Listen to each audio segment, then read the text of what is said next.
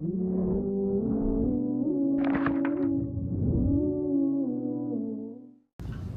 alhamdulillah, wassalatu wassalamu ala rasulillah.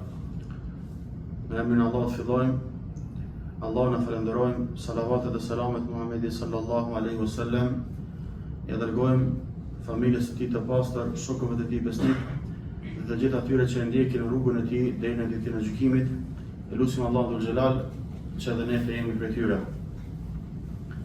Pas një pauze, të nderuar vëllezër, fillojmë sërish me ligjëratat tona javore, duke lutur Allahun dhul xhelal të na jap dije të dobishme dhe t'i bëj këto kuvende apo këto mexhlise të hajrit, ku melekët me flatrat e tyre i mbulojnë, ku zbret qetësia dhe mëshira e Allahut dhe ku Allahu dhul xhelal na përmend tek melekët e tij. Kemi filluar ta shpjegojmë shkresën e Ibn Qayyimit, ku flet rreth 10 shkaqeve se si ta fitojmë dashurinë e Allahut subhanahu wa taala. Synim i çdo besimtari është ta fitojë dashurinë e Allahut subhanahu wa taala. Nëse kur Allahu ta doj robën e tij, kemi shpjeguar në derset e kaluara që Allahu dhul xhelal bëhet shikimit i tij me të cilin shikon, veshit i tij me të cilin dëgjon, dora e tij me të cilën prek, këmba e tij me të cilën ecë e kështu me radhë. Pra kur Allahu e don robën e tij, e ruan nga mëkatet dhe e fut në xhenetet e tij të larta. Ndërsa sot do ta përmendim shkakun e katërt nga shkaqet se si ta fitojmë dashurinë e Allahut subhanahu wa taala. Thot Ibn Qayyimi, Allahu pas mëshiruar, shkaku i katërt, t'i japësh përparësi gjërave që i do Allahu kundrejt gjërave që ti i do. Atëherë kur të kaplon dhe të mbizotron epshin, si dhe të ngjitesh drejt gjërave që Allahu i do, edhe nëse kjo ngjitje është e vështirë. Këtë fjalë të Ibn Qayyimit më së miri i shpjegon vetë Ibn Qayyimi, ku e ka shpjeguar tek libri i tij Madarijus Salikin, ku në këtë libër flet rreth atyre njerëzve të cilët, shkallët e atyre njerëzve të cilët udhtojnë drejt Allahut dhul xhelal. E teksa flet rreth shkallës el ithar, që i bjerë altruizmi apo dhënia përparësi e gjërave që Allahu i do kundrejt gjërave që i do vetë njeriu. Ibn Qayyimi shprehet kështu: t'i japësh përparësi kënaqësisë së Allahut mbi kënaqësinë e tjetrit, edhe nëse kjo sjell sprova të mëdha, barë të rënd dhe shkakton dobësi në furnizim dhe në trup. Pra, kjo rrugë për të arrit dashurinë e Allahut, sigurisht se lyp prej neve mund. Sigurisht se secili prej nesh pastaj do sprovohet. Allahu dhul xhelal ka thonë: "Ahasiba an-nasu an yaqulu amanna wa hum la yuftanun." A menduan njerëzit të thonë besuam dhe mos të vijë në sprovë? Allah i ka sprovuar pejgamberët e tij, më të dashurit e tij. E ka sprovuar pejgamberin Muhammed sallallahu alaihi wasallam, saqë në luftën e Uhudit, dhomtja kanë thyer pejgamberin sallallahu alaihi wasallam. Helmeta e tij ju kanë ngulë në faqet e Rasulullah sallallahu alaihi wasallam. Pra, kjo rrugë për ta fituar kënaqësinë, dashurinë e Allahut dhul xhelal, nuk është rrugë e shtruar me lule. Mirë po është rrugë me sprova, me mundime. Mirë po besimtarët, edhe pse sprovohen, ndjejnë kënaqësi dhe Allahu dhul xhelal këto sprova ja bën të atilla që të ndjejnë kënaqësinë në këtë botë dhe të shpërblej ata në ahiret. Po ashtu Ibn Qayyimi thot: t'i japësh përparësi kënaqësisë së Allahut mbi çdo gjë tjetër, do thot të dëshirosh edhe të veprosh gjithçka që e sjell kënaqësinë e Allahut, edhe nëse njerëzit zemërohen. Pra në këtë rrugë që je duke ndjek, sigurisht se kemi pas kundërshtar. Disa njerëz kanë mu zemëru me ty. Ndoshta familja jote që nuk është e udhëzuar do të zemërohet me ty. Mirë po ti ban sabër. Çdo vepër që e ban e për hir të Allahut subhanahu wa taala. Madje edhe armiku yt, edhe ai që nuk të dëgjon, ka më ardhur koha kur inshallah ka më udhëzuar Allahu në rrugën e drejtë. Vazhdon e thot, kjo është shkolla e pejgamberëve, pra el enbiya. Dhe sa më e larta ndërta është ajo e të dërguarve, ar-rusul. Pastaj e të vendosurve mes tyre, pra ulul azm, dhe mbi të gjitha është shkalla e Muhamedit sallallahu alaihi wasallam. Ku thot Ibn Kaimi për Muhamedit sallallahu alaihi wasallam, ai i kundërshtoi të gjithë njerëzit. Pra i kundërshtoi ata të cilët kishin besime të kota, vepronin mëkate nga më të ndryshme, nga se Allah subhanahu wa taala e dërgoi Muhamedit sallallahu alaihi wasallam t'i largoi njerëzit nga kufri drejt imanit, nga errësirat drejt dritës, nga shirku drejt tauhidit. Kështu që thot, ai u përkushtua plotësisht në thirrjen për tek Allahu, e ka duru armiqsinë e të lartëve dhe atyre që i ka pas afër, këtë gjë e ka bërë për hir të Allahut subhanahu wa taala. Para mendo për axhallarëve të tij ka pas që e kanë mohu thirrjen e Muhamedit sallallahu alaihi wasallam. E pse kanë ditë që është i dërguari i Allahut. Mirë po megjithatë e kanë mohu. Andaj nëse edhe ti has nga familjarët e tu, apo nga ata që i ki ma larg, që nuk i pranojnë udhëzimin islam ashtu siç duhet, e ke një farë ngushëllimi tek Muhamedi sallallahu alaihi wasallam, nga se edhe Muhamedi sallallahu alaihi wasallam ka pas raste të tilla që nuk i kanë pranuar thirrjen e tij. Vazhdon e thot, ai dha përparësi kënaqësisë së Allahut mbi kënaqësinë e krijesave në çdo aspekt. Në këtë rrugë, pra duke dhënë përparësi kënaqësisë së Allahut, nuk e kishte gojle Rasulullahu kush e çertonte. Nga se synimi i tij ishte me arrit kënaqësinë e Allahut subhanahu wa taala. Synimi, përpjekja dhe angazhimi i tij ishin të gjitha të përqendruara vetëm në dhënien përparësi kënaqësisë së Allahut, në kumtimin e mesazheve të tij, pra shpalljes së Allahut, ngritjen e fjalës së Allahut, luftimin e armiqve të tij, derisa erdhi koha që Allahu Xhelal bëri që feja e Allahut të ngadhënjej dhe të triumfojë mbi të gjitha fetë. Argumenti i tij, pra i Allahut, u ngrit mbi njerëzit, begatia e tij u plotësua dhe profeti sallallahu alaihi wasallam e kumtoi mesazhin hinor, e këshilloi umetin, e kreu amanetin që ka dhënë Allahu mbi supët e tij dhe luftoi në rrugën e Allahut ashtu siç duhet derisa i erdhi vdekja. Pra, këtë shkallë të dhënies përparësi të gjërave që i do Allahu kundrejt gjërave që i do vetë njeriu, më së miri e ka realizu Rasulullahu sallallahu alaihi wasallam. Andaj vëllai im, ti nuk ke mundësi të japësh përparësi gjërave që i do Allahu, ndaj gjërave që ti i do, pa i kaluar 3 provime. Një provim apo një mësim do ta mësojmë sot dhe inshallah do ta japim provimin, pastaj për 2 të tjerë inshallah javët në vijim. Këto 3 provime janë: provimi i parë, mposhtja e epsheve personale, individuale. E dyta, kundërshtimi i epsheve apo dëshirave të njerëzve. Dhe e treta, betejë e vazhdueshme kundër shejtanit dhe armiqve të tij. Nëse e japim provimin te këto 3 gjana, kemi me realizu këtë shkakun e 4 që ka përmend Ibn Kaimi. Poshtja e epsheve personale, qahru hawa nafs. Askush nuk mundet me u ngjit në gjërat të cilat i do Allahu Xhelal, posa ti që mësohet me mposht atë epshin e tij të ndaluar. Ka thënë një poet, kur epshi mposhtet, shpirti krenarohet.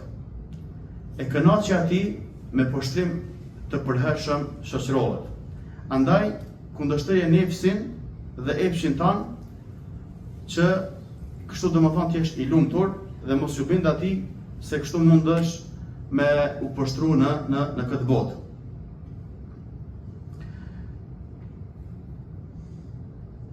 Epshi është quajtur hawa apo el hawa. Pse është quajtur kështu? Nga se në këtë botë personin, njeriu e çon drejt çdo shkatrimi, ndërsa në botën tjetër e çon në humnerën e zjarrit të xhenemit. Allahu na ruaj. Atëherë shtrohet pyetja, pse kundërshtimi i epshit është shkak që Allahu ta dojë robin? Sepse njeriu kur e mbizotron epshi, ndodhet ndërmjet dy zgjedhjeve. E para, ta zgjedh atë që e kënaq Allahun, qofshin fjala apo vepra, dhe e dyta, ta zgjedh atë që e kënaq veten, ku në këtë rast i përgjigjet mashtrimeve të shpirtit të tij dhe ngop lakmin e vet. Andaj kundërshtimi i epshit dhe durimi në këtë rrugë është nga format më të mëdha të xhihadit apo të luftës. Hasan al-Basriun e kanë pyet, o Ebu Said, e ka pas domethënë nofkën Ebu Said, babai i Saidit. I kanë thënë, cili është xhihadi, lufta më e mirë? Ka thënë, xhihaduka hawak. Ta luftosh epshin tënd. Ta kundërshtosh epshin tënd. Kur epshi të fton mi bë mëkat Allahut, ti ndalesh dhe nuk i bindesh atij. Madje, si themi, je në betejë të vazhdueshme me epshin tënd për me kundërshtu, nga se dëshiron t'i bindesh vetëm Allahut subhanahu wa taala. Ndërsa Sheikhul Islam Ibn Taymija, Allahu mëshiroft, ka thënë, muslimani ka nevojë t'i friksohet Allahut subhanahu wa taala dhe ta ndalojë veten nga epshet. Thjesht epshi apo dëshira që i ka, për to nuk ndëshkohet njeriu. Mirë po nëse i ndjek dhe vepron sipas tyre, atëherë ndëshkohet. Po ashtu thot, kur nefsi, vetja e tij, uni i tij, dëshiron diçka dhe njeriu e ndalon, pra dëshiron mëkat dhe njeriu e ndalon, atëherë ky ndalim konsiderohet adhurim ndaj Allahut. Pra nëse të vjen shejtani, epshi, dëshira jote të bëjë mëkat Allahut, ti je në betejë të vazhdueshme me veten, atëherë dije se kjo betejë konsiderohet ndër adhurimet më madhështore tek Allahu subhanahu wa taala. Vërtetohet se Rasulullah sallallahu alaihi wasallam ka thënë, el-mujahidu men jahada nafsahu fillahi azza wa jalla. Mujahidi i vërtet, luftëtari i vërtet, është ai i cili e lufton veten e tij për hir të Allahut subhanahu wa taala. Strategjia e luftës është të luftohet armiku i afërm apo i largët. Armiku që kemi më afër. Andaj, a ka njeriu diçka më afër se sa vetja e tij? Nuk ka. Andaj, nëse nuk ka sukses duke luftu veten e vet, s'ka mundësi me ka sukses duke luftu armikun e tij.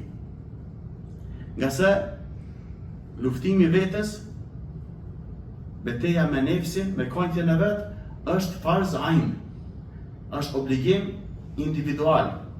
Ndërsa betejë, lufta me të tjerët, në parim është fard kifaje. Domethënë obligim kolektiv. Nëse dikush e bën, atëherë bie obligimi ndaj të tjerëve. Fitoren më të madhe njeriu e arrin atëherë kur e frenon nefsin e vet, i frenon dëshirat, kujtjet e tija. Ndërsa humbja më e qartë është atëherë kur e ndjek epshin dhe dëshirën e tij. Thot Allah subhanahu wa taala, fa amma man tagha wa athara al-hayat ad-dunya fa inna al-jahima hiya al-ma'wa.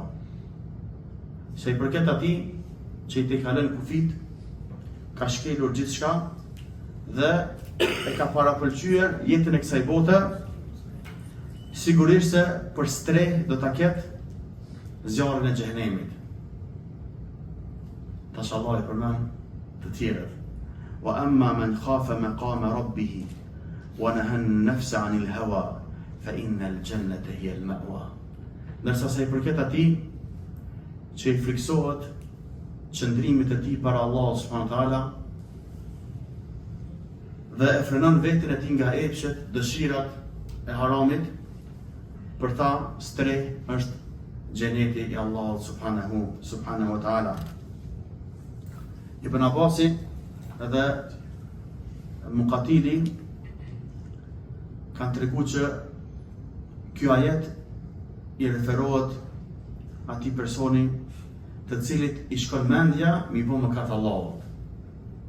I shkon mendja mi bë mëkat Allahut. Mirë po, ju kujtohet Allahu, madhështia e tij, ju kujtohet se ka me dhënë se për Allahut, ka me dhënë llogari, kështu që e praktis mëkatin dhe ndalet. Allah na bëf prej atyre të cilët e adhurojnë Allahun ashtu siç duhet dhe kanë frikën Allahut ashtu siç duhet.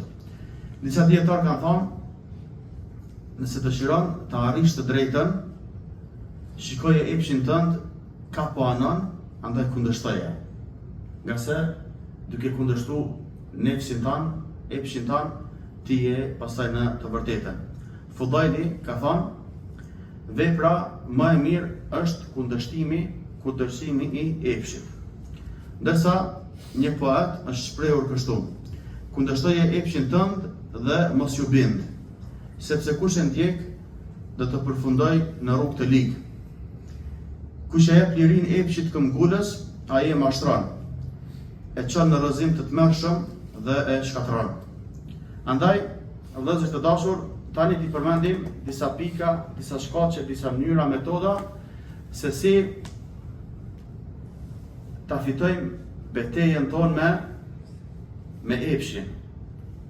Mujahedatul hawa, me këtë epsh të cilin e kemi do më thonë çdo ditë. Ballafaqohemi me të si të triumfojmë, si ta mposhtim. I kemi disa shkaqe, disa metoda se si të triumfojmë. Shkaku i parë është, ka përmend to Ibn Xhauziu, Allah pas mëshiru, të menduarit se njeriu nuk është kriju për kënaqësitë e përkohshme të kësaj bote, mirë po është krijuar për kënaqësitë e përhershme të ahiretit. Andaj, njeriu ku ta kujton këtë gjë, largohet prej mëkatit dhe gjithmonë vepron vepra që e kënaqin Allahun dhe të cilat i ruan për ahiret. Nga se kjo botë është botë e punës, e ahireti është botë e shpërblimit. Sot punojmë, lodhemi, nesër shpërblehemi dhe çlodhemi.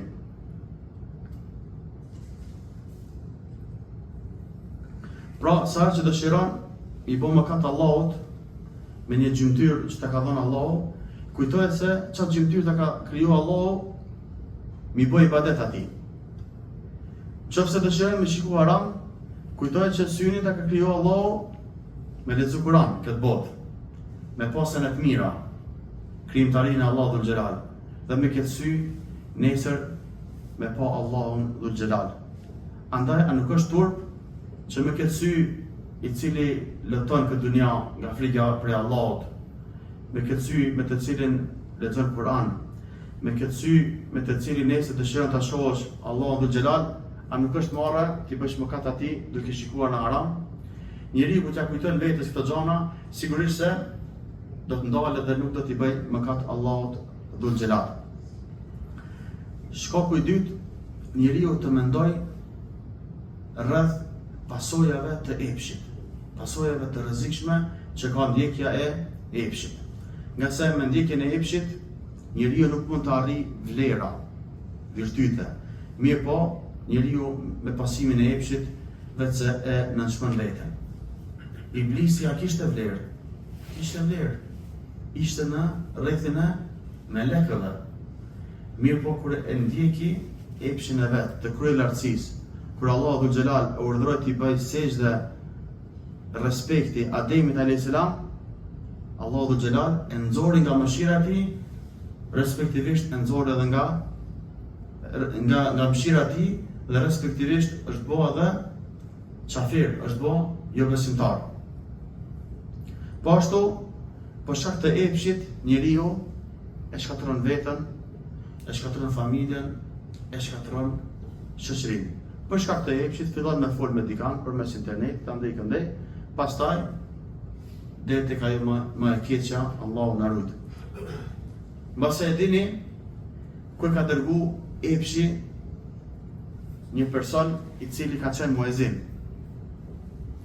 Ka qenë muezin për vepër e madhe, al-muadhdhinuna atwalu a'naqan yawm al-qiyama.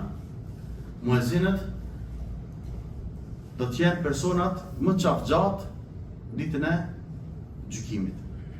Ky person e ka thirrë ezanin, jo me mikrofon, ka hidh minare, edhe ka thirrë ezanin.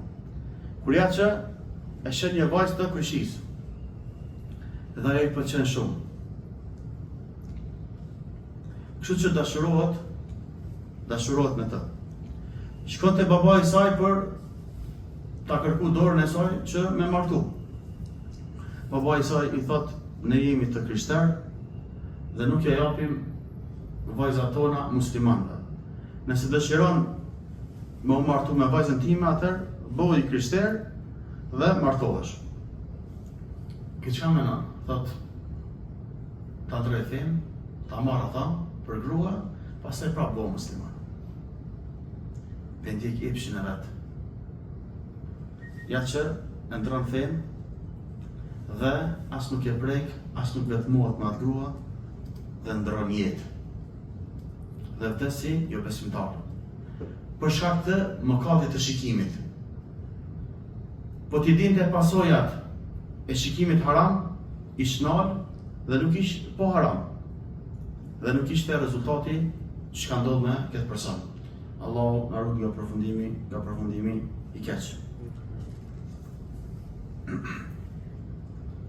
E treta, njeriu i mençur duhet ta imagjinoj përfundimin nëse ndjek epshin e tij dhe më pas të mendoj për vuajtjen që vjen pas kënaqësisë së pasimit të epshit. Epshi t'josh me një kënaqësi të shpejtë, por pasaj pason dhimbja, dëshpërimi, pikëllimi ose dënimi nga Allahu në këtë botë dhe dënimi në botën tjetër nëse njeriu nuk pendohet. Për shembull, një djalë i ri dëshiron me shiku një film haram, një film të pistë. Në atë moment, ndoshta ndjen kënaqësi, disa minuta, apo një orë, apo këtë diçka. Mirë po pastaj, pas mëkatit, ndjen faj. E ndjen barën e mëkatit. Bile është rreziku që ky mëkat të pasojë me mëkat tjetër, të njëjtë, apo edhe më të rrezikshëm, nga se mund të bëhet i mvarur nga xhanat e pistat të cilat i shikon. Dhe kështu që Allah na rujt edhe që kanë thonë dietarët, mëkatet janë adresë drejt kufrit. Mëkat, derisa njeriu mund të dalë nga feja e Allahut subhanahu wa ta'ala. Po ashtu duhet mi mendu njeriu pasojat që vjen si pasojë ndjekjes së epshit. Për shembull, dikush e bën gibet, e përgojon shokun e tij. Ndoshta kënaqet duke përgoju me disa të tjerë. Mirë po ku ta merr vesh shoku i tij, sigurisht se ka më ardhur keq. Dhe kanë mu prish raportet vllazërore apo raportet mes motrave, se zakonisht përgojimi është më i theksuar tek gjinia e kundërt. Sikur njeriu ta mendonte rrezikun, pasojën e gibetit që i prish raportet tona, shtoja kësaj edhe mëkatin që e merr tek Allahu, sigurisht se nuk ish bë mëkat të përgojimit. E katërta, njeriu duhet ta imagjinoj këtë gjendje të pasimit të epshit, të tjerët, dhe pastaj të mendoj për përfundimin e saj.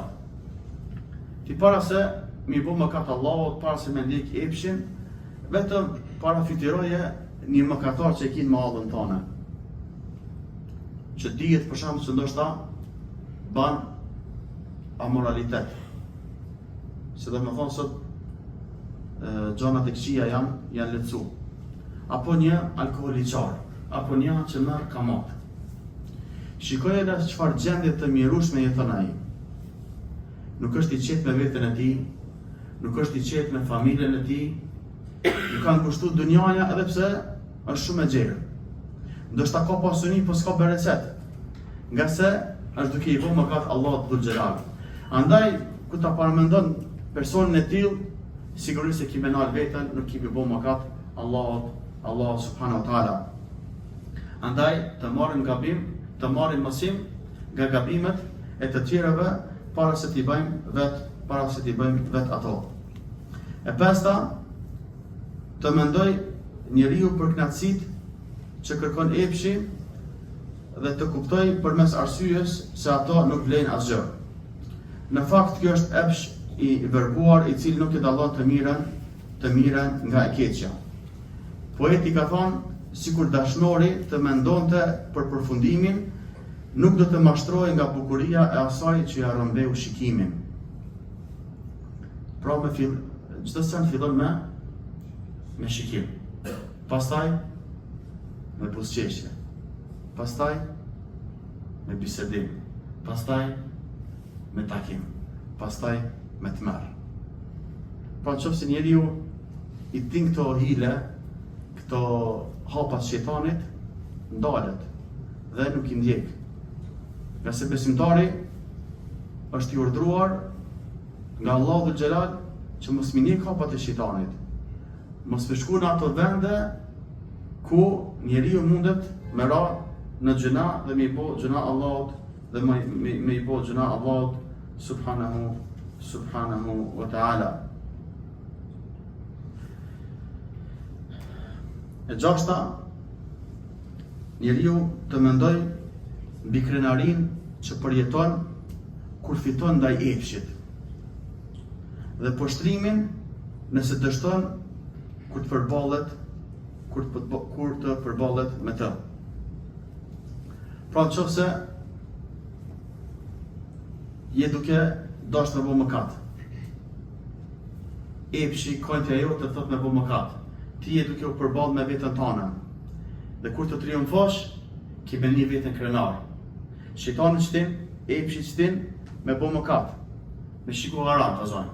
Një mëkat që do më thonë se cili prej nesh çdo ditë ballafaqohet ndoshta me këtë mëkat. Knatësinë që e ndjen kur e ul shikimin është më e madhe se knatësia që e ndjen kur e lëshon shikimin të pakontrolluar dhe i bën mëkat Allahut. Ki me një veten krenar për ke ul shikimin. Mirë po nëse e ke lëshu shikimin, ke pa haram, ki me një veten të përbuzur. Mëkati e sjell mëkatin. Ashtu sikurse edhe knatësia shpirtërore duke adhuruar Allahun përmes uljes së shikimit dhe adhurimeve të tjera e sjell pas edhe adhurimet dhe knatësitë e tjera shpirtërore. A e dini, ai person i cili do të jetë në hijen e arshit të Allahut është edhe një person i cili e ka refuzuar një grua të bukur dhe autoritative kur ai ka kërkuar që të bëj zina me ta. Ka thonë, inni e khafullah, unë i friksohem Allahut. Pra ky ka triumfu ndaj epshit vet.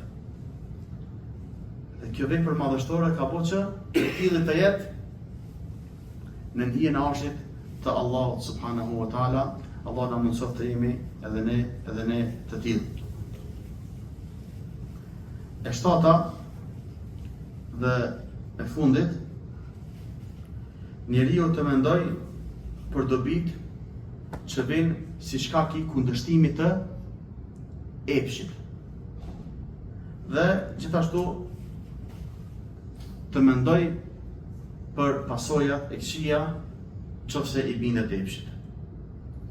Njeriu që kundërshton epshin e tij fiton shumë dobi. Njerëzit do ta respektojnë. Allahu dhul Xhelal do ta shpërblej me shpërblime të mëdha në botën tjetër. Ky është njeri i pastër dhe ka dinjitet. Ka qetësi në shpirtin e tij, ka krenari në zemrën e tij. Por nëse i bindet epshit, e humb respektin te njerëzit. Nga se njerëzit janë gjendje, sidomos të devotshmit, me dallu fytyrën atij mëkatarit. Nga se ibadeti, imani ka dritë, reflekton dritë në fytyrën e besimtarit. Mëkati janë nxirr fytyrën mëkatarit. Andaj për këtë arsye njeriu që Nëse i bindet epshit të vet, e humb respektin tek njerëzit, i humb deri dhe morali i tij dhe në botën tjetër i ekspozohet dënimit të Allahut nëse nuk pendohet. Ademi a.s. çfarë mëkati ka bërë? Mollën e ndaluar. E ka hongër pemën e ndaluar. Dhe çka ishte shkak i kësaj? Allahu e nxori nga xheneti. Ka qenë një dëshirë domethënë e tina që e ka bë, e ka nxjerrë Allahu nga xheneti. Jusufi a.s. një moment i vogël ka po sabër, nuk i ka bind epshit të tij. Çka ka ndodhur me Jusufin a.s. Përmendët sot për pastërtinë e tij, dëlirësinë e tij, ka qenë në kulmin e rinisë, në kulmin e epshit, ka qenë i vetmuar me atë grua dhe ka refuzuar t'i bëjë mëkat Allahut të lartmadhëruar. Mirë po Allah e ka ruajtur pse? Ka qenë i sinqert. Për shkak të sinqeritetit që ka pasur Jusufi a.s. e ka ruajtur Allahu dhe nuk i ka bind epshit e tij. Lusim Allahun dhul xhelal na bëjë të sinqert.